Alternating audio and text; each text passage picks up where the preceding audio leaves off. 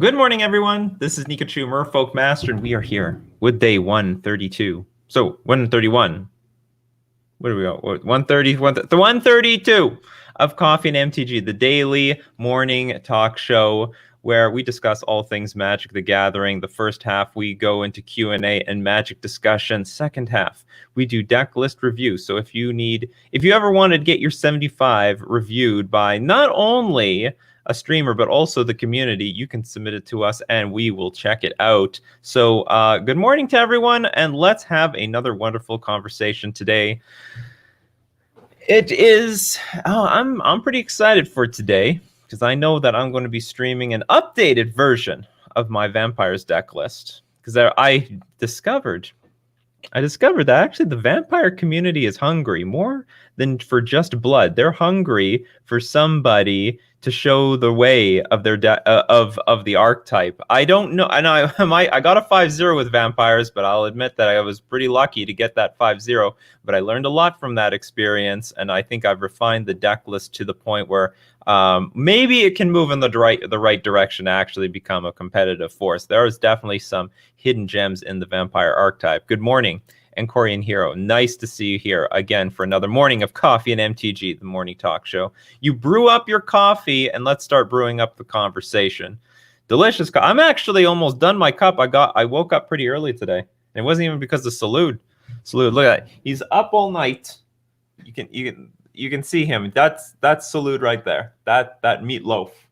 I loved it. Someone in the comments section said that is quite the meatloaf that you have there. I have a chubby meatball. Oh, we can't see chubby meatball. She's behind this plastic bag. But we have now a meatball and a meatloaf. I think that's a pretty cute nickname for Salute. Good morning, Gus W. I hope we can all agree good old America proves my point. The statistics are bullshit. Well, I mean, statistics are up to interpretation. Don't be bashing statistics, though. The statistics come in all sorts of forms. Good morning, Bald Man. Good morning, El Rodeo San. And thank you very much, everyone, joining us today. What can be a discussion point, however? What can be a discussion point? I think we like, of course, Mikey J is always joking. Mikey J loves throwing in those trolls.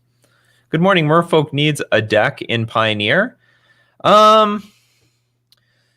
Yes. Ideally, they need like one more lord to really start pushing through damage. They need they definitely need more help though. It's not what it could be in Pioneer. The problem with Merfolk in Pioneer is it's sort of overshadowed by Devotion. Mono Blue Devotion is very Merfolk-like, but I think it's just a better deck. Like if we want to go, first off, there's not enough playables in Mono Blue. But even if we go Blue-Green, we've got like one Lord. We've got Collected Company. Maybe Glasspool Mimic can help the deck by a lot. I don't know. But for there's a lot of problems with Simic and Pioneer as addressed here. The problem is we don't have Evasion, and Spirits does. So Evasion is one thing. But even if we don't have Evasion, we could win with power, but we don't even have the power. Like, we don't have, outside of Merfolk Mistbinder,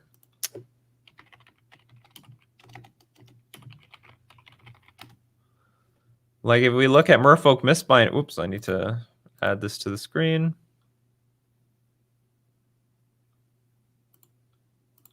If we look at Merfolk Mistbinder, okay, this is the one lord Merfolk has in Pioneer. That's it. It's literally, that's the only lord that they have, or reasonably costed. I think there might be a 4-mana lord, but that's useless to us. So they got Merfolk Mistbinder. That's it. You know, one thing that made Historic playable is because they have Mararegery. They just added it to Historic. They just gave it to Historic, which was a huge boost to the deck for two reasons. First, it increased the power level of the deck. Plus, it also gave them the ability to get in damage, because as you cast Merfolk, you can tap down the big blockers that are in our way. So it was a means of getting in, like having some pseudo evasion while also adding power to the deck. Because, I mean, make no mistake, against a lot of decks, you need to be able to close out the games within a reasonable amount of time. And not like, and spirits, like, so in Pioneer, I mean, if you want to play a creature-based deck, spirits just beats out merfolk by a lot.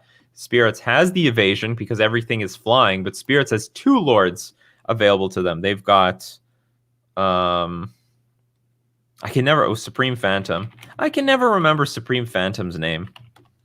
They've got Supreme Phantom, and they have Empyrean Eagle. Superion? How about an Eagle? There we go. I don't know how to spell Empyrean. Empyrean Eagle. Not a spirit. Well, no, actually, she is a spirit. Beautiful spirit. Flying, other creatures you control with flying get +1/+1. So spirit themselves, and gives, and is a lord to all the other spirits, because almost outside of Mutavault and I guess Skyclave Apparition right now, all the other spirits have flying, so they're going to benefit from Empyrean Eagle. So they have 2 lords. They have evasion. They got really good disruption. Really hard to. I mean, you can always have this debate. Oh, this deck is better than this one. Blah blah blah. Why even play the other one? But fact of the matter is, Merfolk needs either more power, which they don't have, or some means to get through damage, and they just don't have it. They just don't have it. The devotion. I mean, maybe they could borrow some more stuff from devotion, but they still need a few more playables in the deck. I would say if you made a mono blue Merfolk deck full of the devotion cards, it would end up being just a devotion deck more than a Merfolk deck. I mean, you could still call it Merfolk if you want, but it's basically devotion. And like they can get through damage because of like Thassa, God of the Sea. So Thassa, God of the Sea can make things unblockable. Great card. But also they utilize Master of Waves to go wide. But this is it's just a different. But then when you make the deck overall, like it doesn't look all that much like a Merfolk deck anymore. It looks more like blurs into a devotion deck. But anyway, I mean, if you want to play something that feels like Merfolk, I can definitely recommend devotion as a thing. Good morning, Kyoka620. Pioneer Merfolk needs evasion and still more power.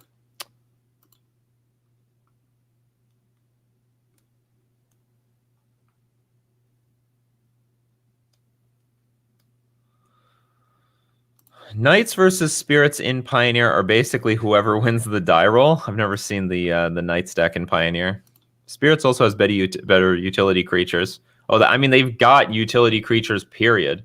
I mean, we don't have anything for Simic. I mean, like, everything is just like, we have card advantage cards like Branchwalker, Silvergill Adapt. These things aren't going to do the job. Whereas, like, Spirits has everything. I mean, they've got Mausoleum Wanderer.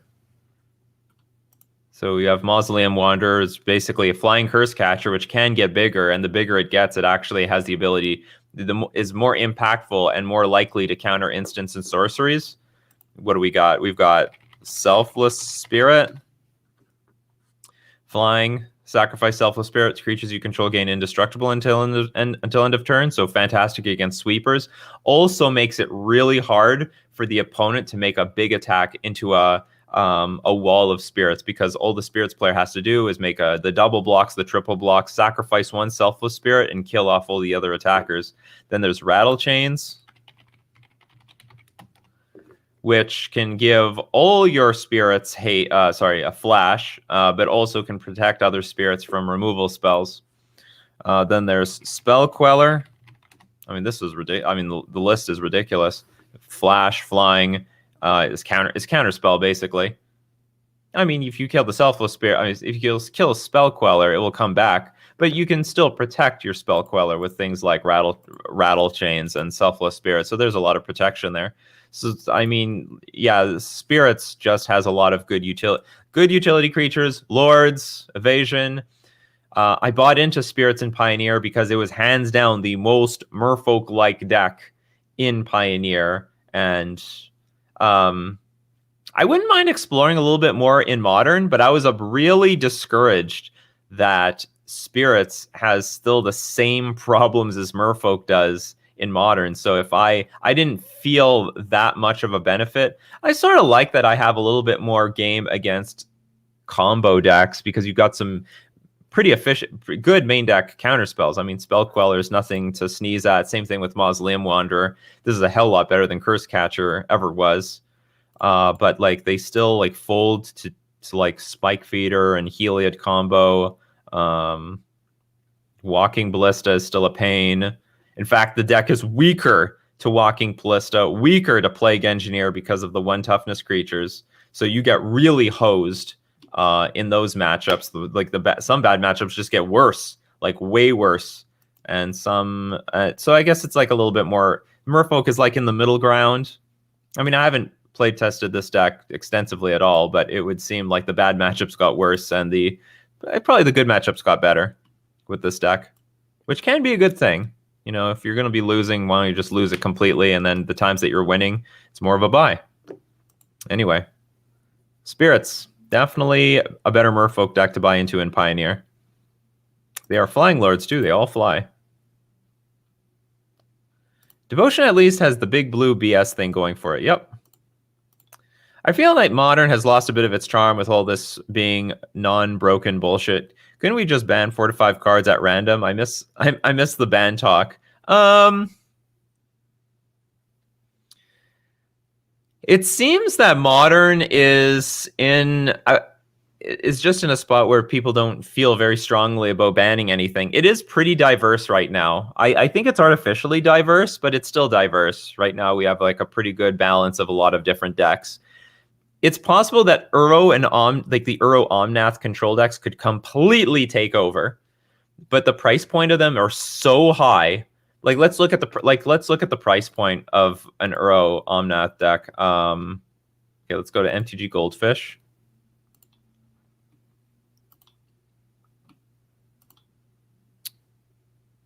Metagame for Modern Uro piles.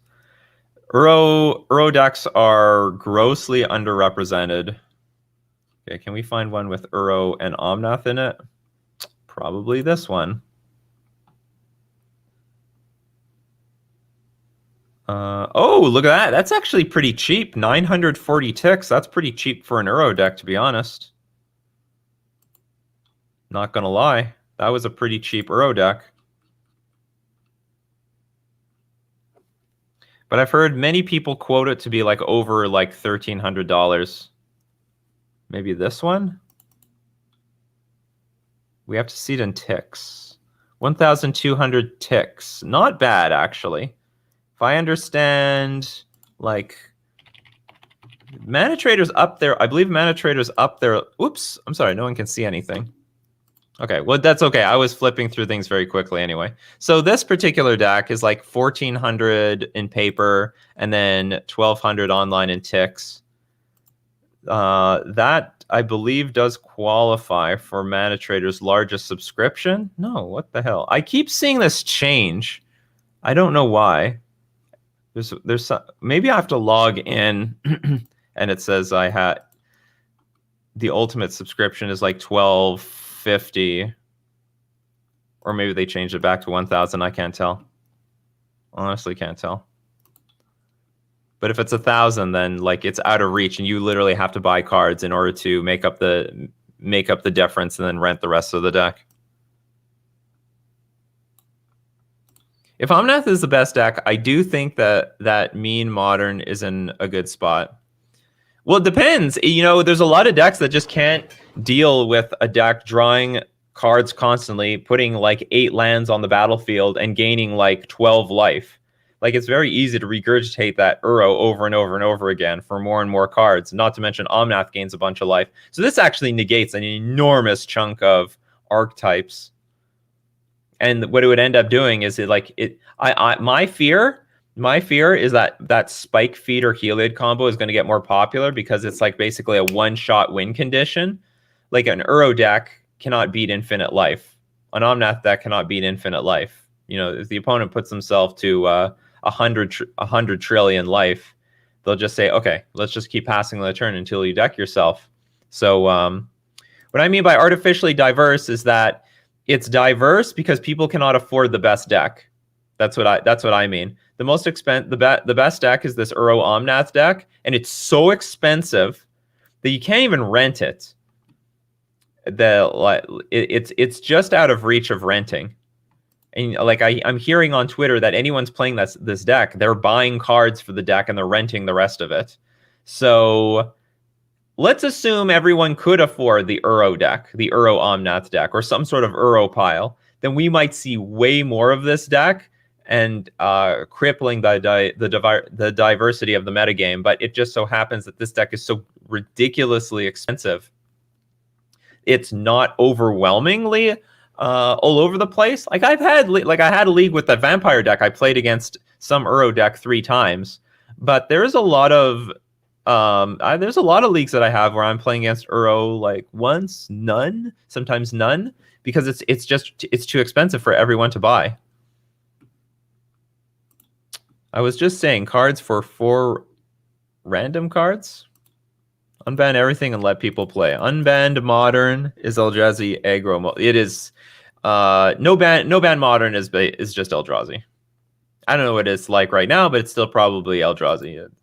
Ivugan is just a bit too stupid.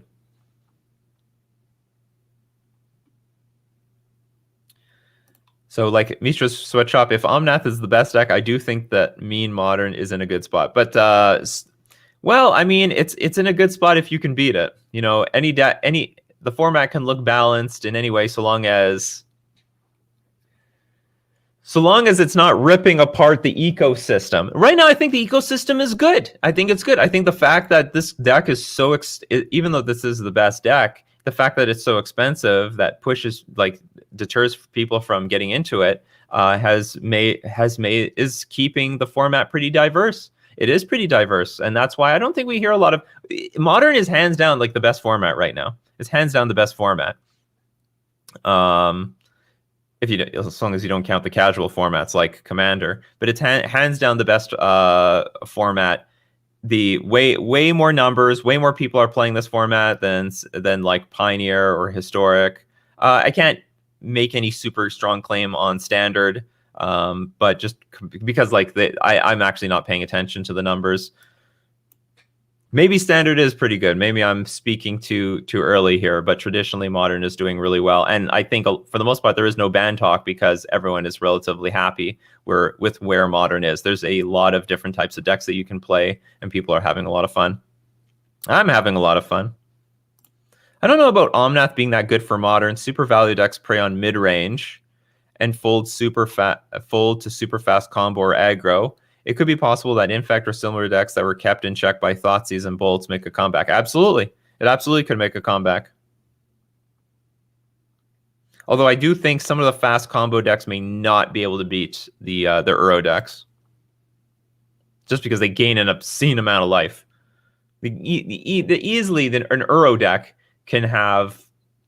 I mean, if they stop like one creature early on, they'll easily get to like 30, 40 life. I've definitely been up against Uro and Omnath, and they gained like 35 life in front of me, basically putting their life total to 55. Beat them anyway.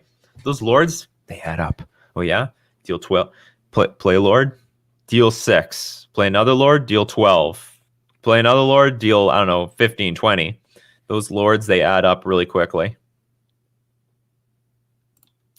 Unbanned Modern is now Uro Eldrazi. Interesting. I think you can beat Uro, but I don't know if every deck can beat it, so I agree. Well, I mean, and we can't say not every deck is allowed to beat every deck. Simple as that. Not every deck is allowed to beat every deck. That's just the way it is. And if your deck sucks to Uro decks right now, that is the wave of Modern. Sometimes your deck is good, sometimes your deck isn't good.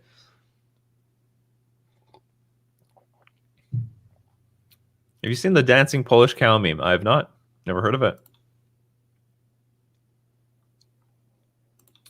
Burn can't, Storm can. I imagine Burn still has some chance, but at the same time, I don't see Burn in the metagame anymore. It's like just completely fallen off the map.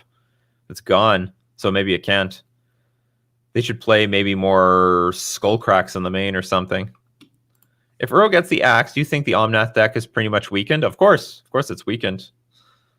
Definitely weakened. Will it be gone? No. But it'll be weakened. It won't be as good as it used to be. Good morning. Thoughts on Hullbreacher for Legacy? I don't know about this card. Let's talk specifically about Legacy. So, like we talked about this quite a bit yesterday. This is the new merfolk revealed by whatever Commander Legends. That's the set this is from. 3G creature with flash, and if an opponent would draw any more cards than the first one they drew from their draw step, they don't draw cards, and you get treasure tokens instead. Which, by the way, treasure tokens, they're lotus petals. You can sacrifice them, add 1 mana of any color to your mana pool. So the fact that it's a flash creature, very, very important. I would say that this card probably is more important to preventing the opponent from drawing cards than getting a resource, because by the time you have 3 mana up, honestly, in Legacy, you usually don't have many cards left in your hand. It's very rare that I'm going to need this. I don't think I'm going to need this mana. Maybe under some circumstances I can. But how many decks draw like 1 million cards? Like, I don't know.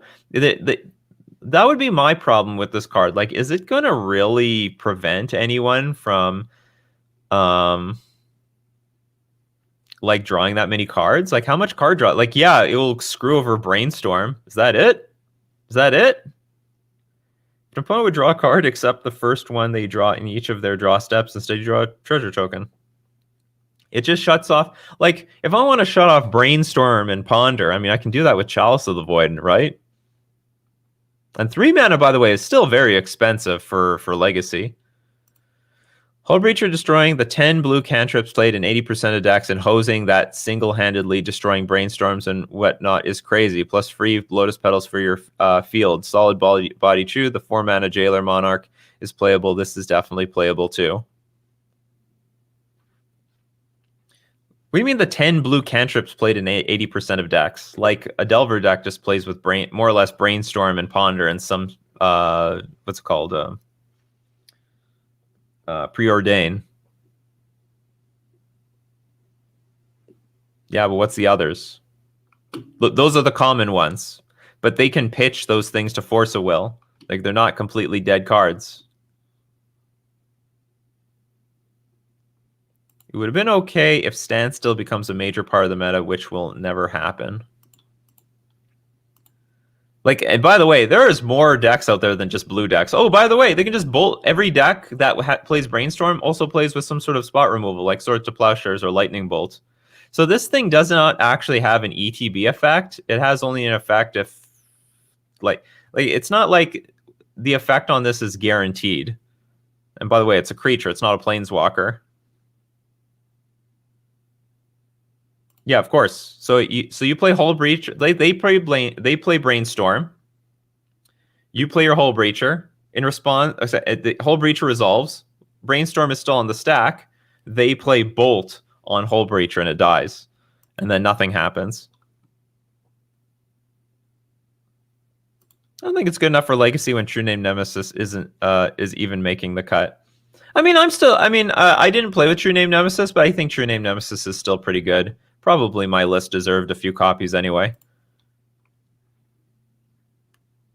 Yeah. Oh, True Name Nemesis is making the cut, even if Nikachu is doubting. See? This is blue Spirit of the Labyrinth. This does still see play. I will tell you this much. I think this will see play in a non-merfolk deck. That's what I think. Maybe this will see play in merfolk, but I bet there's an even higher chance that this will see play in a non-merfolk deck. Any deck can play this. It's a single blue. It has flash. Like a control deck might want to play with this card. I think this card will see play in a non-merfolk deck. And by the way, there's another awkward thing about this. Let's say you want to play Chalice of the Void at the same time. Well, then that's going to shut off all the cards that actually draw cards, right? So that's a weird interaction between, like, if you play Chalice on one, okay, you're going to hit the Preordains, the Ponders, the Brainstorms. Now, what's the point of this card? Does opposition agent static ability interrupt mind control effects? Oh, I have no idea. That is a very good question. That is for a judge. I cannot speak on this thing. There are some great questions on Twitter about this card. It says, you control your opponents while they're searching their libraries. While an opponent is searching their library, they exile that card. You may play those cards for as long as they remain exiled, and you may spend mana as though it were mana of any color to cast them. Okay, let's say you're playing... Hey, here's a pop quiz for everyone. Let's say you're playing Commander. 3 of your opponents have opposition agent out. 3 of them. You fetch. What happens? This card is stupid. It's like screwed up. 3 of your opponents have opposition agent out. You fetch. What happens? Who gets it? Judge. I know, exactly. Apparently there is a rule that determines who is going to get the card. There you go. Something like this. Only the last one who cast it resolved. But like, how would you know that? How would you intuitively know that? The person to the right of you. I believe it's the last one played. But like how would you ever know something like that? Anyway, opposition agent, probably a very badly designed card for multiplayer. Probably a very poorly... Well, let's get back here. Okay, opposition agent. But like Hullbreacher. Is it good enough for Legacy? Yes. Is it good enough for Legacy Merfolk? I don't know. I don't know. I will say this. Like, there are some new innovative... There's a lot... A is doing some great innovation for Merfolk right now. Let's see if we can find it. Is it on MTG Goldfish? Dax, metagame... No, I didn't want to actually see anything recent. Legacy.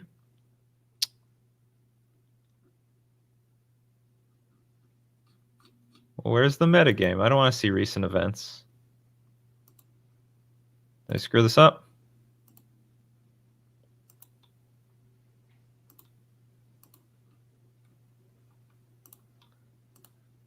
Oh, view all 32 decks. Yes. No! Oh, how do I do it? View a slideshow? No. Well, how do I get out of this?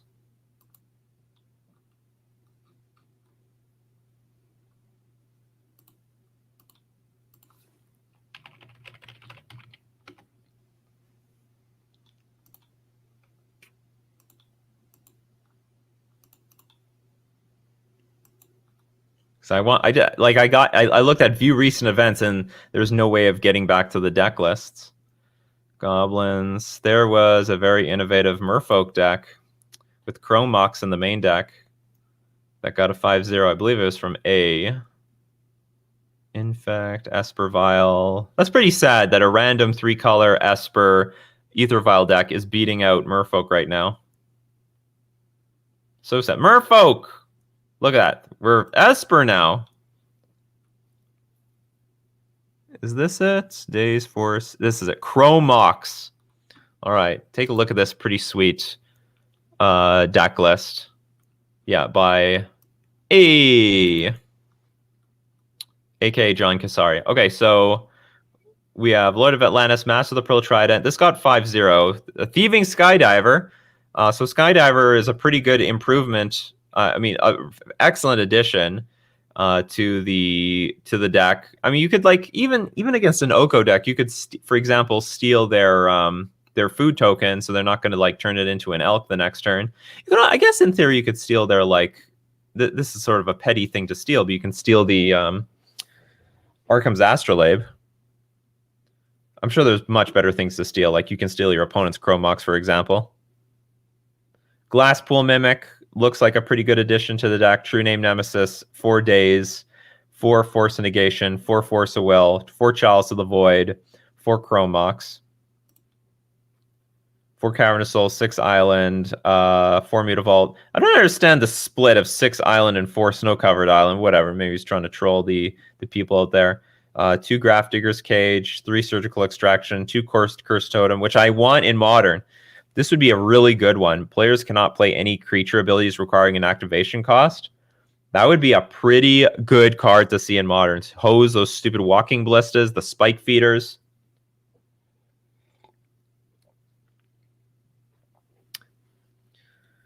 Elves won't be happy. I don't care.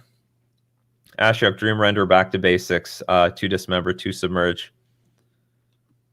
How good is Mini Notion Thief? Well, we just talked about that. Yeah, I got to see the replay. Yeah, I was just applying that to the question about who gets to control the player. Oh, I might be missing out on the conversation here. Why Chromox? Isn't Merfolk a resource deck? Well, I guess it isn't playing Vile, but still, Mox 2 for 1 better than Vile. Well, it's still going to do it. You know what? I can tell you with my experience playing, what's it called? Gemstone Caverns.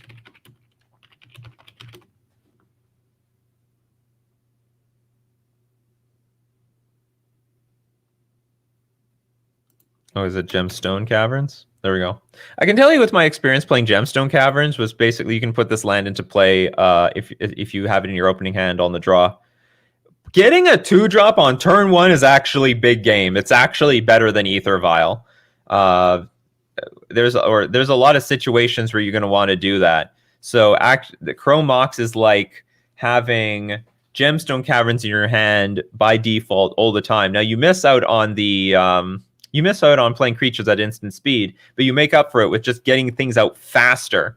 And tempo matters right now. Like, tempo just matters. Ether Vial is pretty clunky. It's pretty slow. Not to mention it can get elked later anyway. I mean, this can get elked too, but at the very least, you probably got a few things in play before it got elked. So Chromox, very interesting card to add to the archetype. And yeah, you're going to be down some cards, but just try not to mulligan too far. And if you mulligan too much, just dump the Chromox anyway. And it gives you the option of playing Chalice on 1. Whereas, yeah, it gives you the option of playing Chalice on 1. Whereas with Ether Vial, you always got Chalice on 2, which means you couldn't play around Daze. Like, Chalice of the Void, getting it out on 2, even on the play, gets dazed so damn often. But if you at least have Chromox on turn 1 into Chalice on 1 on turn 1, you force the opponent to have Force of Will. It's Force of Will or bust. And if they don't have that Force of Will, they are screwed. So Chalice on 1 on turn 1 is actually better. I didn't know Chromox wasn't on the reserve list. Yeah, it's not on the reserve list. It's just banned in Modern, which was like why they... Chromox is just better than Mox Opal, and Mox Opal was... Or hold on. No. People said Mox Opal was better than Chromox, and Chromox was banned in Modern, and Mox Opal for some reason got to sit out there for so long, and finally they banned it. Like, at least Chromox costs a card. Or a lot of people made the argument, ban Mox Opal, unban Chromox, everything's fair. You still have that free 0 mana card. However, this actually costs you a card. Mox Opal was not more narrow. Let's get that clear. Mox Opal is not narrow. Mox Opal was played in like 9 different artifact decks. People complain, oh, Ancient Stirrings is busted. Ancient Stirrings got played in like every single artifact deck on a lot of them. So like it sounds narrow. It sounds like there's a deck building restriction, but because the card is so good, it creates so many different artifact decks to the point where there's like more Mox Opals than there are Simian Spirit Guides. You could say like, well, Simian Spirit Guide can be played in theory in any deck, but it's actually played in very few decks. And in theory, Mox Opal shouldn't be played in a whole lot of decks, but it was played in tons of artifact decks because it was just so good. I have a soft spot in my heart for like these stompy decks. If only there were better merfolk that cost X blue versus blue. Well, whatever. So anyway, this is but here's I talked to John Cassari. He was telling me about this deck before he got the 5-0. And but the main question I had to ask was, what's the Delver matchup like? What's the control matchup like?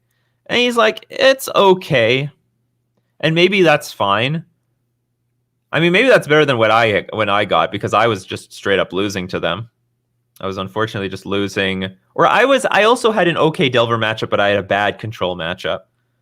I was able to fight toe to toe with Delver, but my version of Merfolk couldn't beat the control decks at all.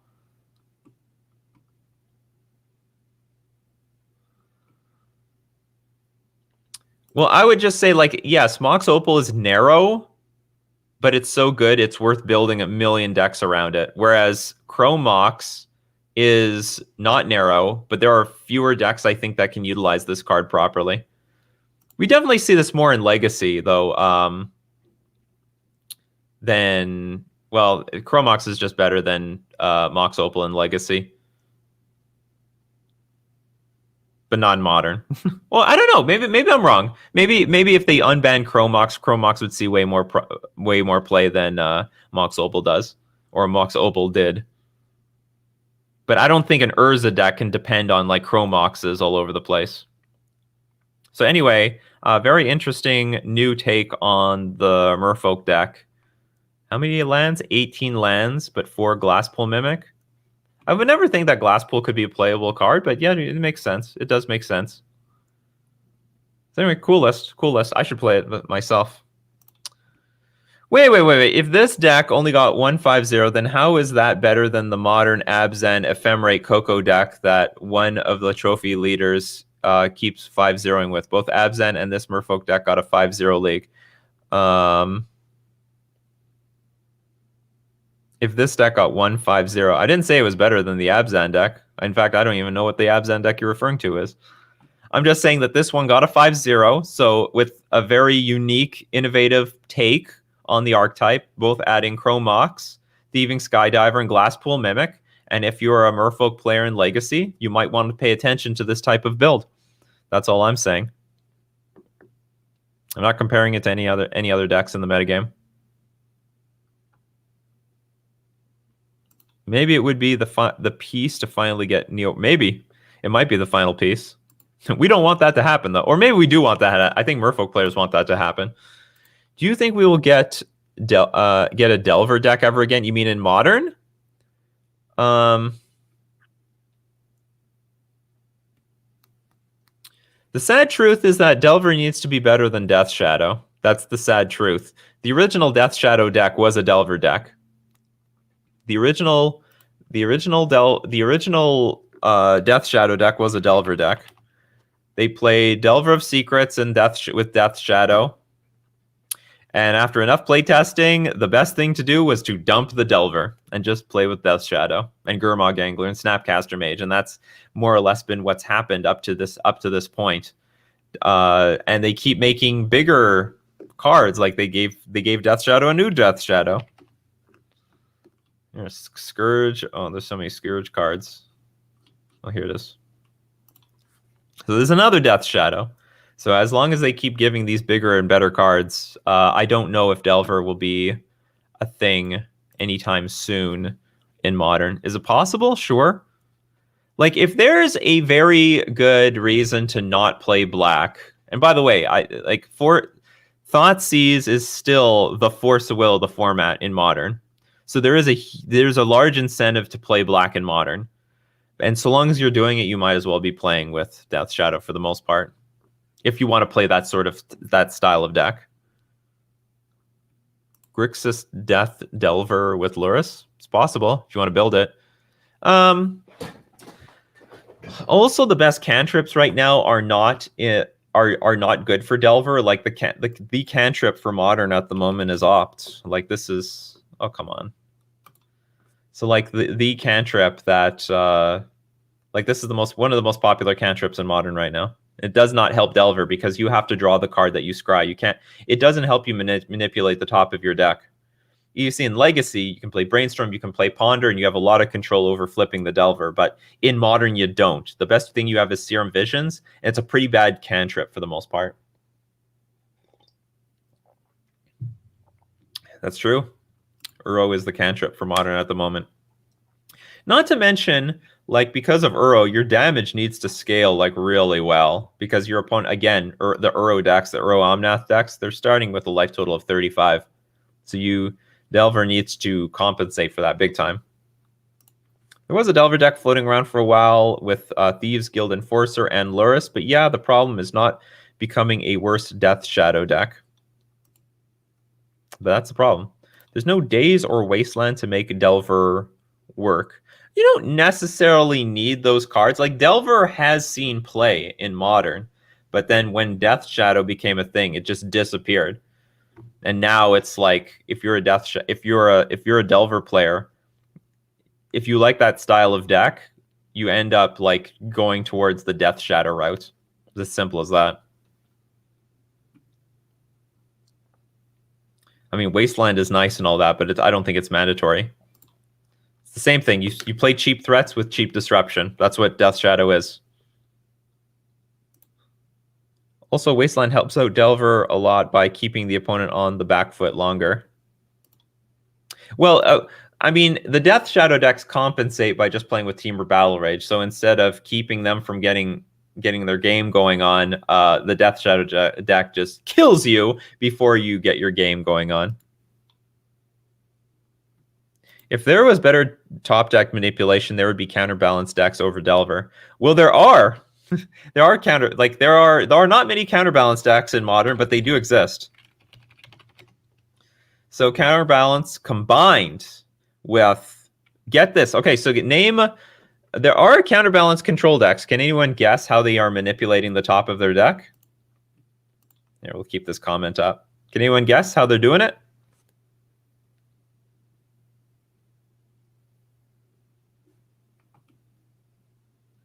This is the point. In Legacy, 3 damage return is more or less enough, but in Modern it's not. There's like way more Uros in Modern than there is there. Mystic Sanctuary, that's one. So this is a magical way to put a card on top of your deck. So you got Counterbalance out. Your opponent plays, I don't know, a 2-mana spell. You Mystic Sanctuary for your mana leak. Put it back on top of your deck. Oh, what a surprise! I have a mana leak on top. Trigger Counterbalance. Your creature got countered. What a surprise! Okay, what else? Jace isn't necessarily the best one because you have to do that at sorcery speed, so you don't know what your opponent's about to play. There's another one though. There's another really important one that the counterbalance decks are utilizing. Omen of the Sea. You got it. You got it, Matt Manic. Omen of the Sea. This was already seeing play in a lot of control decks. Omen of the Sea, blue and a colorless, flash, ETB, scry 2, then draw a card. Make sure that you place the dummy card on top, draw it, and then the card that you need to have on top of your library below. I've definitely seen on stream people accidentally, they put the counterbalance target on top, like whatever they want. Let's say the opponent plays a 1-drop, and you have a 1-drop and a 2-drop with Omen of the Sea, and they end up like putting the 2-drop on the bottom. They put the 1-drop on top, but then they draw it, and then counterbalance triggers, and then counterbalance triggers. And I'm like, whoops, I've drawn the card. So just make sure that you do that properly. And Omen of the Sea, so you draw a card when you play this, but you also get the option to scry again. It's got the ability, pay a blue and 2 colorless, sacrifice Omen of the Sea, and scry 2. So there is a counterbalance deck out there. Technically, there are more counterbalance decks than there are no Delver decks. There is 0 Delver decks out there. There's an egg's worth of Delver decks. There are none. Delver is extinct. There are some counterbalance decks out there, but it's pretty fringe. But probably can be worked on. I guess one problem with the counterbalance deck is that the CMC curve is pretty high for Modern overall. I mean, it's still a bunch of free counterspells for all the cheap stuff, but still, it's tough. Or I don't know, maybe they need to work on the deck a little bit more. I think the fact that they have Omen of the Sea and where's Mystic Sanctuary? And Mystic Sanctuary is a pretty big game. That's pretty good. Gives them a lot of control over their fate. Not to mention they can just blind flip some stuff anyway. Delver is so secretive, you can't find it in Modern. It's no repeatable set. We're doing the best that we can. Mom, can we have Sensei's Divining Top? We have Sensei's Divining Top at home.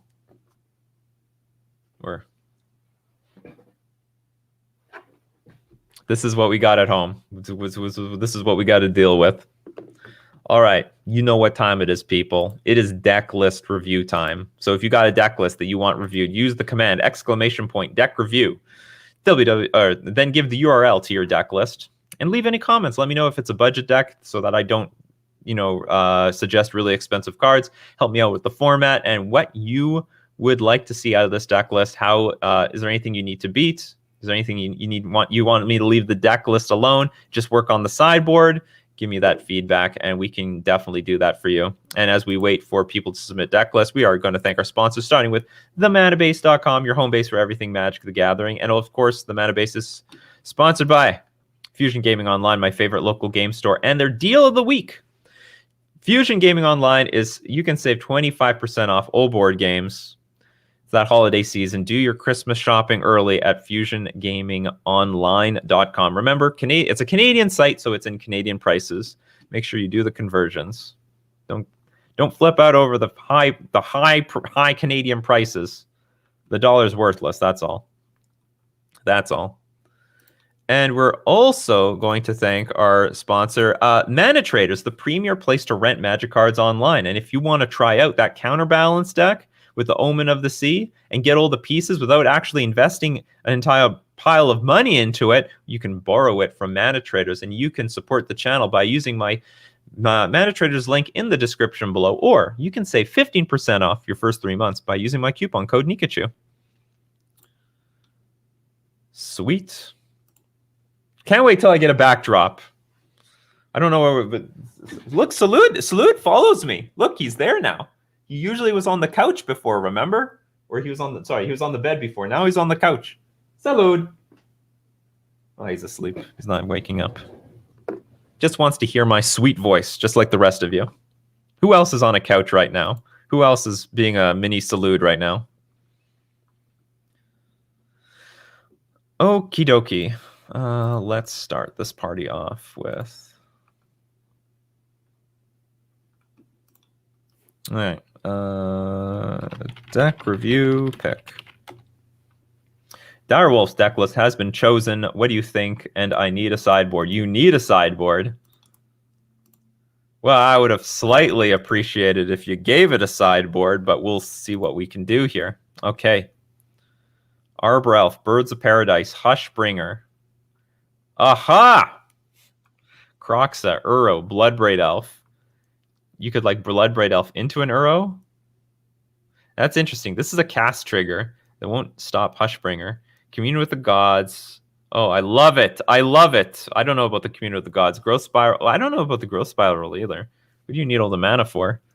Torpor Orb, Utopia Sprawl, Teamer Ascendancy. Teamer Ascendancy?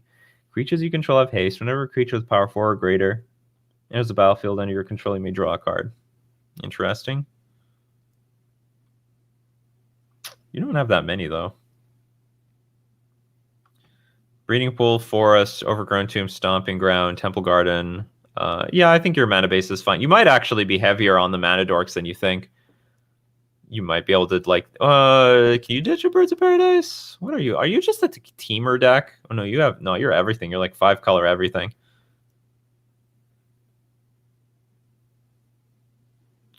Commune with Gods. Reveal the top 5 cards of your library. You can put a creature or enchantment card from among them into your hand. Put the rest into your graveyard.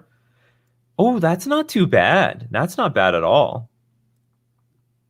So the deal is, so if anyone didn't figure it out, Hushbringer says creatures entering the battlefield or dying don't cause abilities to trigger. Torpor Orb also says creatures entering the battlefield don't cause abilities to trigger. Now the point is, Uro and Croxa, the downside to these cards is that when you cast them for 3 mana, there's an ETB trigger that says if it did not escape from the graveyard, you have to sacrifice them. But if that doesn't trigger, then that just doesn't happen. Now, Croxa will enter the battlefield and not do anything. Same thing with Uro, but you don't have to work later. So there won't be any ETB. They won't have no effect when they enter the battlefield, but then they get to stay on the battlefield. So effectively a 2-mana creature or a 3-mana creature. You go turn 2, Torpor Orb, turn 3, Uro. LOL, this deck naturally defeats Skyclave Apparition, Get Destroyed, Death and Taxes, and Stoneforge Mystic. So yeah, there are random upside to these things too. Although it's going to make our opponent's Uros come into play, like, you know, it's going to be an Uro war. Your Uro versus their Uro. So do you have a good plan for that? You're not playing every color. You're playing very little white. You can get that with Utopia Sprawl and Birds of Paradise, I guess. Okay, you have a lot of fetch lands to get this Temple Garden, so that's fine. Yeah, I asked the other day. I was talking about something like this the other day.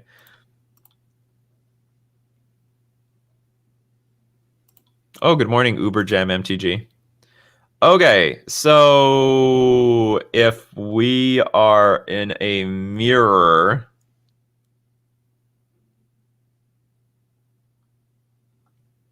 Phantasmal Image and Glasspool still enter as clones, even with Torpor. Yeah, it will, because that's clones don't ETB copy unless it specifically says when it enters the battlefield, copy a creature. They just come into play as the creature, so it won't. You can still clone stuff if you wanted to.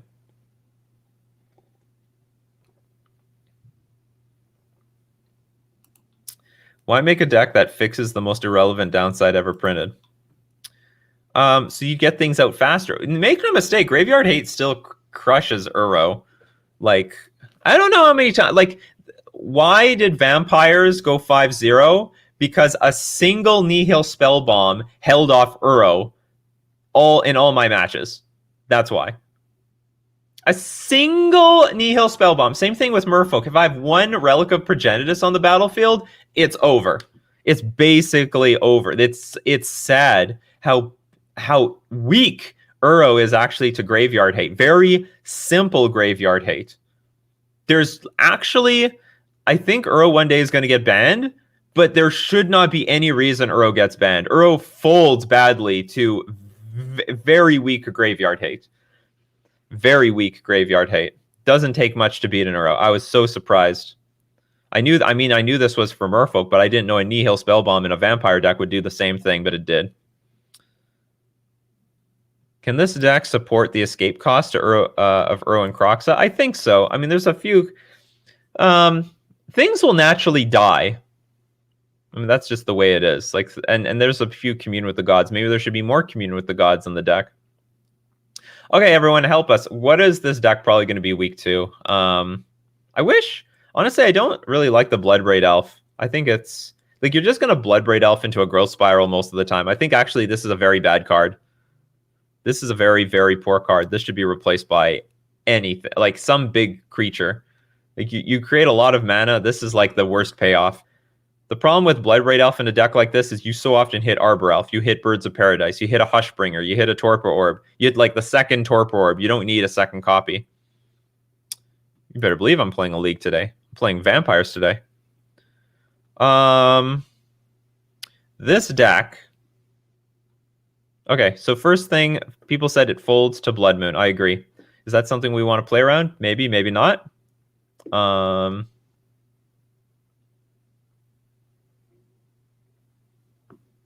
You know what? I don't mean to sound stupid, but this could be Karn. It's Karn, the great creator. And like it might even find like you could put the 4th Torpor Orb in there. I don't know for sure, but I know Bloodbraid Elf has no business in here. I haven't played the Jund deck yet because we're gonna play it today. We're gonna play Millennial Jund today, Jason. It's gonna be first Vampires into Millennial Jund. Okay, so one option is play Karn the Great Creator here because you ramp into it and then you can just play it, and you can fill the slot. You can fill your sideboard with all the Karn targets. Second option is you probably need some enchantment removal and hold up green mana for Blood Moon.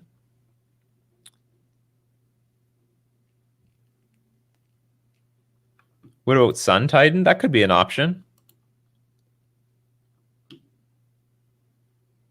We'd add the 1 mana green spell that gives protection and hexproof. You talking about Veil of Summer? That's an option. So Veil of Summer is definitely on the table here. And maybe we really need it, to be honest, because we don't have many big threats. Like, we have very few. I mean, the deck revolves around... You know, honestly, you should probably have 2 more Commune with the Gods so you can find your Croxes and Uros, because otherwise you have to naturally draw them. That's another reason I think you should have, like, maybe Karn over Bloodbraid Elf so that you have, like, some pretty damn good strong card here. Like, you would have 12 equally powerful threats.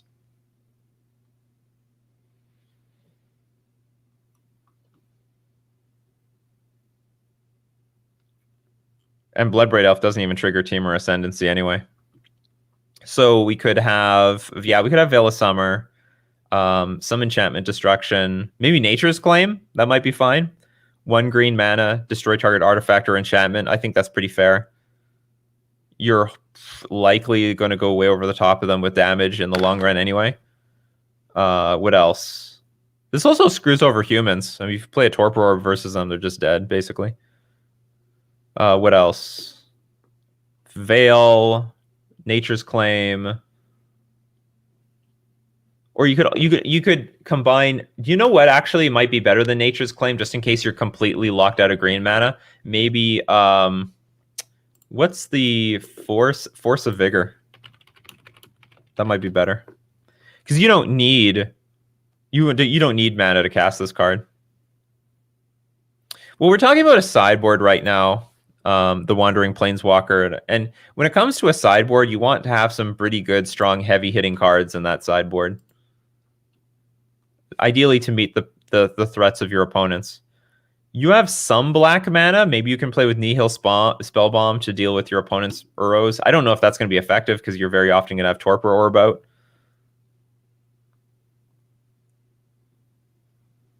I don't know if that stuff is going to work here. Like, evoke stuff. Like, let's look at Shriekmaw. I think it's just going to get turned off, right? By Torpor Orb. Like, our strategy doesn't... When it enters the battlefield, it will do nothing. Oh, you mean like... Well, I think the problem is you don't get the effect. Yeah, like the creature won't go in the graveyard, but you don't get the effect. You're effectively playing a 2 mana for 3/2 creature, so it's not worth it. I don't think Coco is worth it. Well, first off, I think I'm just going to leave the deck alone for the most part. I think there should be more communion with the gods. I think Bloodbraid Elf should be replaced by something. I don't know what that is, but something else. This is not strong enough for the deck. It's going to hit too many useless things. But if you want to play Coco, you need to have like a lot more effective cards to grab. Like, you're going to often grab Arbor Elves, Birds of Paradises, Torpor. Like, you can't get Torpor Orb. There's a lot of non-creatures in this deck, and like you just have very few useful creatures to hit, so it's not really a Coco deck. I'm just thinking, if you play with our Graveyard Hate, what kind of Graveyard Hate do we play with? Do we play with Relic? Do we play with Nihil Spellbomb? Do we play with Grafdigger's Cage? Because I mean, ideally, we also want to keep our... Maybe we don't play with Graveyard Hate just because this deck plays with Uro and Crocs anyway.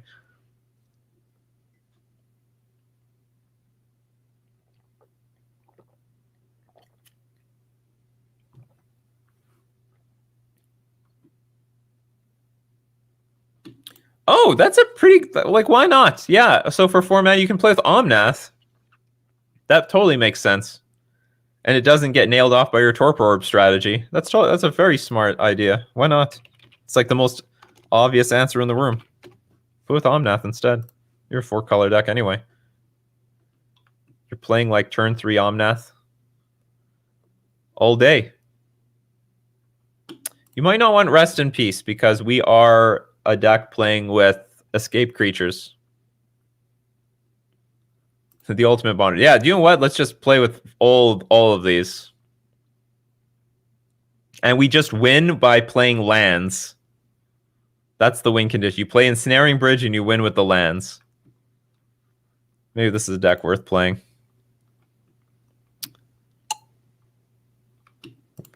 You're not done. You're not dumb. You're learning. You're learning. We all learn somewhere.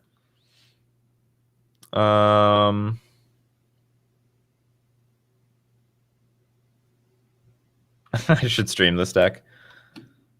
You have to pay me to stream this deck. I don't know what else to put for a sideboard. This is a very unique deck. I don't know what it's weak to.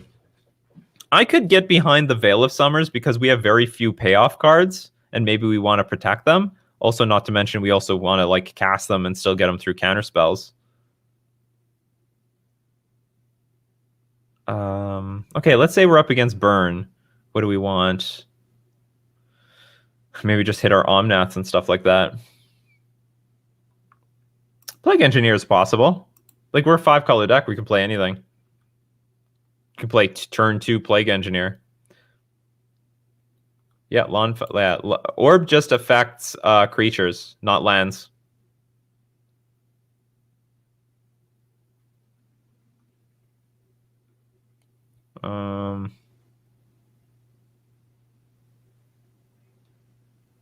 And here's a neat thing with Karn, actually, if you play with Karn the Great Creator, you can turn your torpor orbs into a creatures.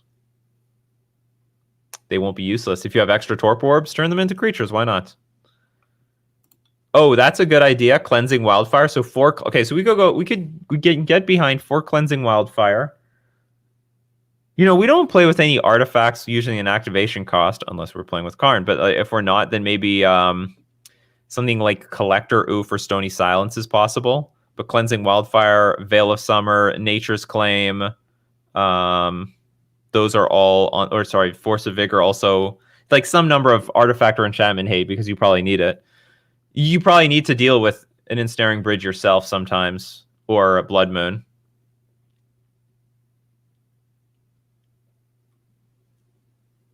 I think that's all I can think of right now. It's hard to tell what this deck needs until you play with it and you realize what the weaknesses are. But I think you got like the start of a decent shell, and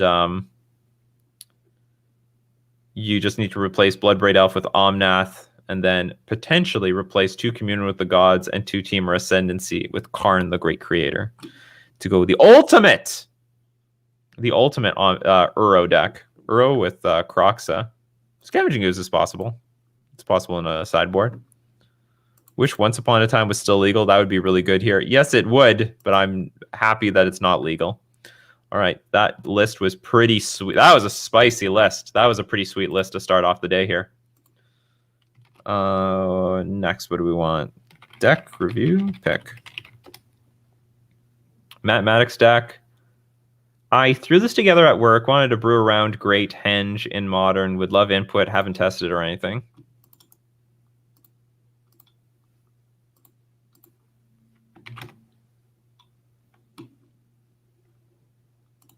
Okay, let's get to the Great Henge. The Great Henge! The spell costs X less to cast, where X is the greatest power among creatures you control. And this thing is a beating when it resolves. Add double green, you gain 2 life. I don't even know why it needs that. You generally have a lot of mana by the time you cast this card anyway. But whenever a non-token creature enters the battlefield under your control, put +1/+1 counter on it and draw a card. That's like the most ridiculous part of this card. So basically everything draws a card. Everything is a cantrip, and you just lose really quickly. I mean, if your deck's about card advantage, you have no chance. So you have 4 Birds of Paradise, 4 Llanowar Elf.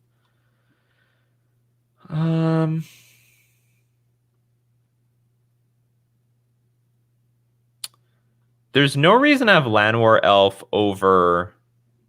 Is there a reason to have Llanowar Elf over, say, Noble Hierarch? Noble Hierarch gives Exalted, which is just too important. You know, if there's a Tarmogoyf standoff, the Noble Hierarch on the battlefield wins the war because one Tarmogoyf can attack into the other Tarmogoyf. So Llanowar Elf, at the very least, should be another... should be Noble Hierarch. I don't know if this is a Tarmogoyf deck. Okay, Ronus, the Indomitable, Rotting Regisaur. I think this card is underplayed. I know it still dies to like Path to Exile and Fatal Push, but 7/6 creature? That's not to be underestimated. I mean, and then that gets out your Great Henge like really easily, right? This is a very underrated card. Steel Leaf Champion is awesome. Oh yeah, you need power. So that is a thing. The problem is getting out creatures with high power out quickly, because this adds up all the power. Okay, is this the best? Still? If power was such a concern, you probably shouldn't have Birds of Paradise. I know it can add black mana, but you probably don't need that black mana so bad. I bet you could play like I'm not sure, but I'm pretty sure you can play with like Noble Hierarch instead of Birds of Paradise here.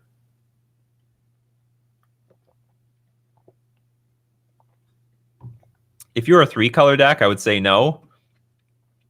But like Noble Hierarch is just, it's something else. Oh, it goes based on the highest, not the total power?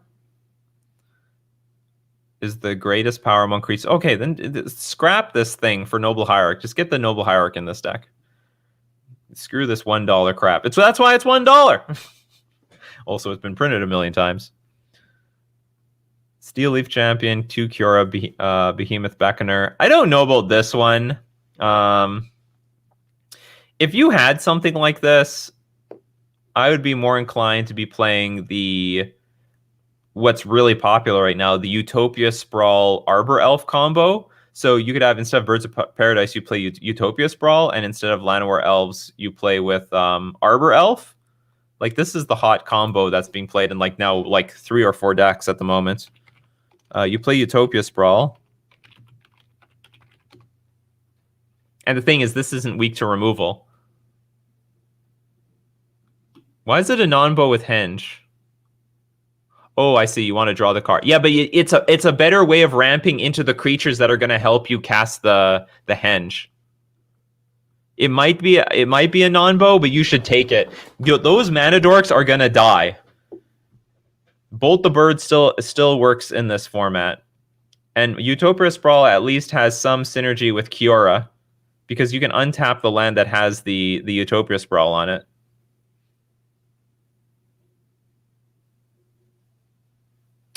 Well, don't try to get too win more with the deck. If your OG version didn't work, okay, I can get behind that. Well, you're playing with Mishra's Bauble in here. This could be a creature instead. Is there any reason to have Mishra's Bauble? I guess just for the Tarmogoyf. I guess so. I guess it's just Tarmogoyf is awkward in this deck because it's a 2-mana creature and you have a bunch of. It looks like your deck starts at 3 mana. I understand. It's all theory crafting. Yeah, Memnite. My brother would say, scrap all those Mishra's Baubles. You put the Memnites in there. Of course, we're not going to do that.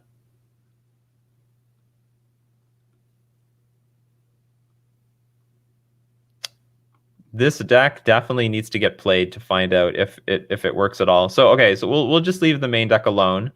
Bloodchief's Thirst, good Nihil Spellbomb. We have Ashok Dreamrender, Fulminator Mage looks good. Reclamations. Actually, I like the sideboard by quite a bit.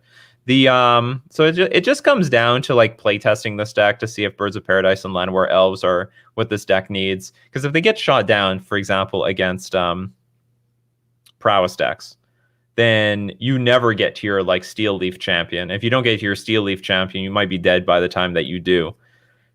Remember, you don't actually have a whole lot of lands. You have 20 lands. It's actually you can get stuck at 2 lands too easily if these creatures don't live. And of course, the power doesn't matter at all.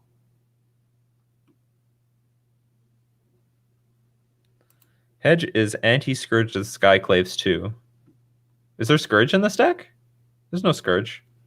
Or are you just talking about it helps beat them? Yeah, you can gain life and get out of range. Coco, all creatures are CMC less than 4. Yeah, but the card, well, first off, there's still not enough creatures for there's barely enough creatures, but 8 of them are useless.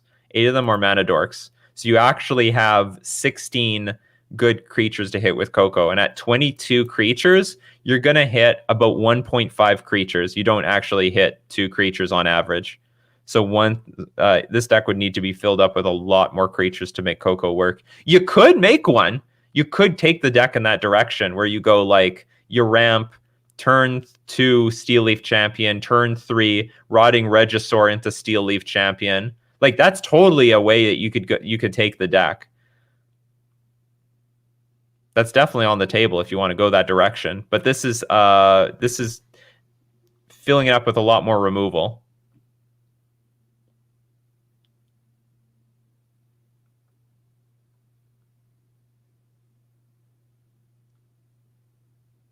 Yeah, I understand. Yeah, the Henge actually beats the Scourge because it keeps your life total close to 20 or over it.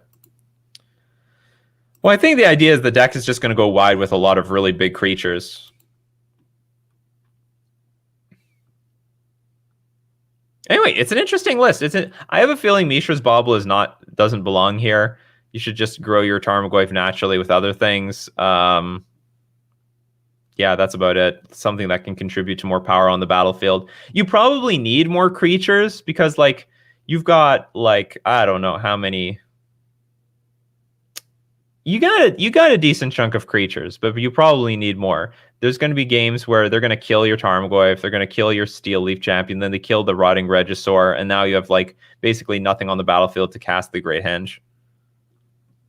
My build is Turbo Henge, 4 Lupine Prototype, and 4 Ventress Gargoyle. I have no idea what those are.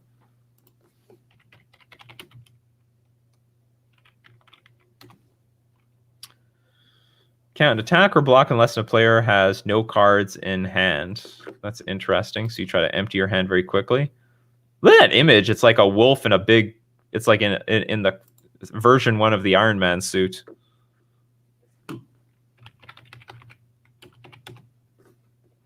Oh yeah, this thing. Can't attack unless defending player has 7 or more cards in their graveyard. This card is a little bit situational for me, for my tastes. Anyway, neat list. I think you should try it out and see, like, what it needs. I don't know if you should be taking out the removal and adding more power, or removing the removal for more creatures to, like, ramp into, or you should be maybe removing some of the creatures and some of the removal for, like, more beefier creatures and Collected Company. I'm not sure what the direction this deck should take, but the Great Henge, I mean, is very strong. But if you want more, I would say Mishra's Bauble, it just doesn't belong in this deck. I don't think buffing up your Tarmogoyf is worth it for the cantrip. It should just be like a card of some sort. Veil of Summer. And the Hierarch will probably be good. And also to actually get the Henge to resolve. Because against control decks, they'll probably have enough counterspells in their hand to beat this card. They'll be ready. They'll be ready. Well, anyway, okay, thanks very much for the deck list, and that's going to be it for deck list review and Coffee and MTG. So everyone watching live, we're going to get directly into streaming. You better believe we are. Oh, I've got vampires already queued up. We're going to have a really exciting time. But for everybody watching on the replay, that's going to be it for today. So thank you very much, everyone, for joining us for another delicious cup of coffee while discussing Magic, and I will see